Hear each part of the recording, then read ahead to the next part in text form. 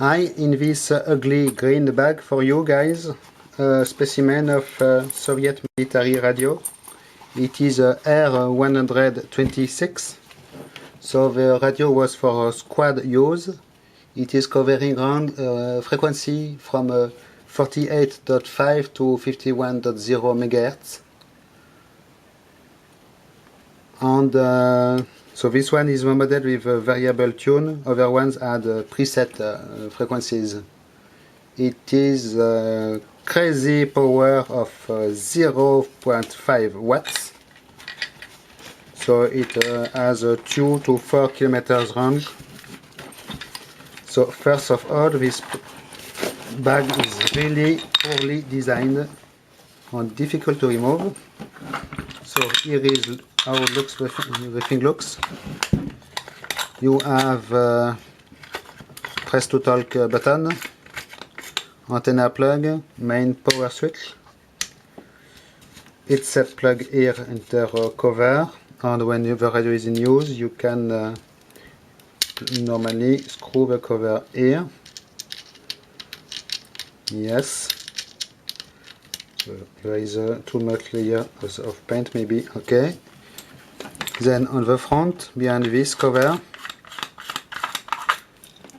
you have readout, frequency readout with a tuning knob, and this is a button for light.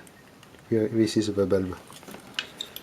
It is powered by two 1.5 volt batteries in this compartment, as you can see. I will not extract them because I have one spare here. So it is copper lead batteries, I believe, like just like car batteries. This one was never used, there is no electrolyte in it. And this one was made in Bulgaria. How sexy is this? So, the accessories with it. We have two possible kinds of antennas. It is the soft Kulikov antenna. In fact, it comes packed soft, and when you put this thing like so, in fact it will become a straight, more or less, antenna, and there is a screw thing you can adjust here to make it stiffer. So this is a famous Kulikov antenna. Here is the other end of it. You can also use long wire antenna. This one is new old stock, and by the way it is really space consuming. I did try to sell it on eBay but nobody did want it. So it is quite long, I don't know how many meters. Here is the plug that goes in this thing here, like so. I have another model here. Looks more modern, with a weight. Maybe used for fishing, maybe. Nylon wire here. Same ladder device to roll the wire around. Well, other accessory, most important one, but most bad design, it should say. It is the headset. You can see who has the mouth so near of the ear, really. Here is the plug. You connect like so in this connector. But really, they are all the same model for this radio. Little capsule microphone and little telephone kind speaker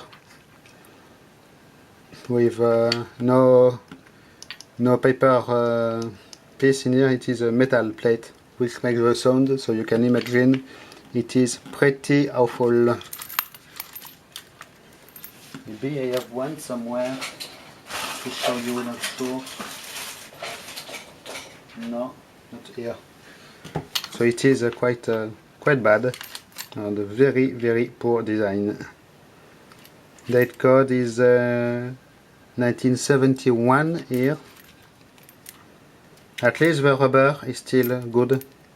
It is a very thick rubber here and very thin wires in the middle. And the serial number for this radio, 1964, guys. It is really, really old.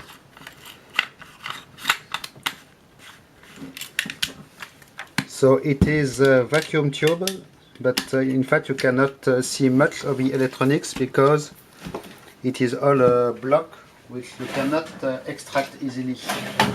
It is very, very difficult to take apart. It is not designed to be taken apart. We have just 2 transistors for the power supply converter to make the high voltage for the tubes, and it is all in fact. All the other things are vacuum tubes, but as you will see, it is all sealed in modules, so we do not see very much of it.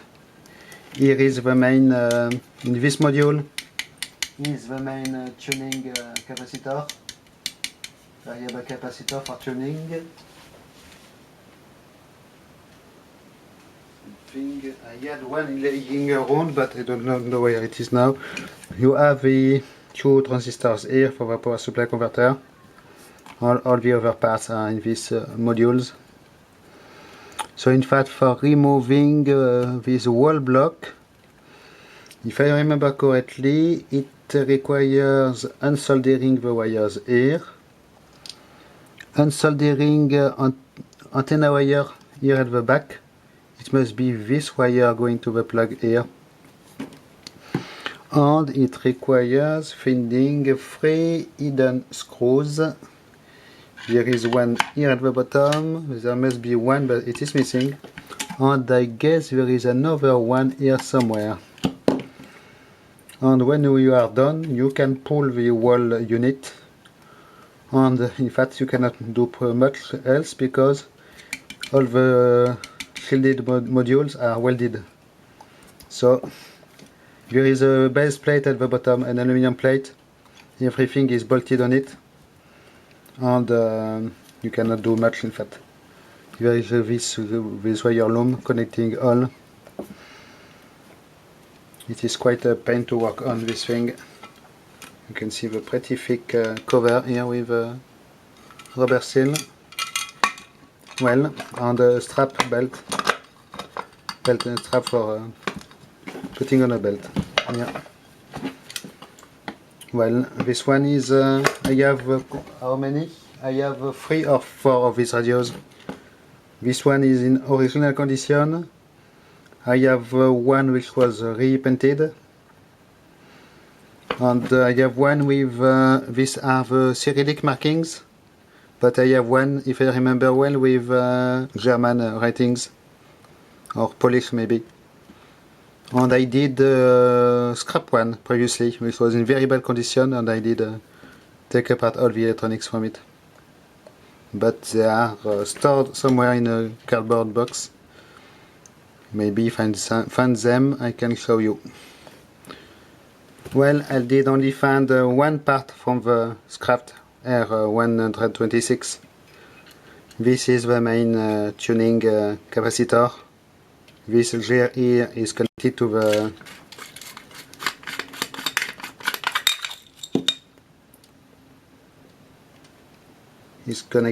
the button here. I do not remember how it was in the radio. Yes, these 3 holes here are where the dial, the button was mounted, if I remember correctly, and there was a gear here turning this wheel, or maybe this was the, I don't remember how it was, but exactly in it. So here at the back you have little vacuum tube and all air mounted components, and this is a variable capacitor. Very nice quality, as you can see. It is ceramic and silver coated metal. But the interesting part is buried in this, and we do not see anything in fact. and it is not possible to take it apart easily because you can see there is solder everywhere.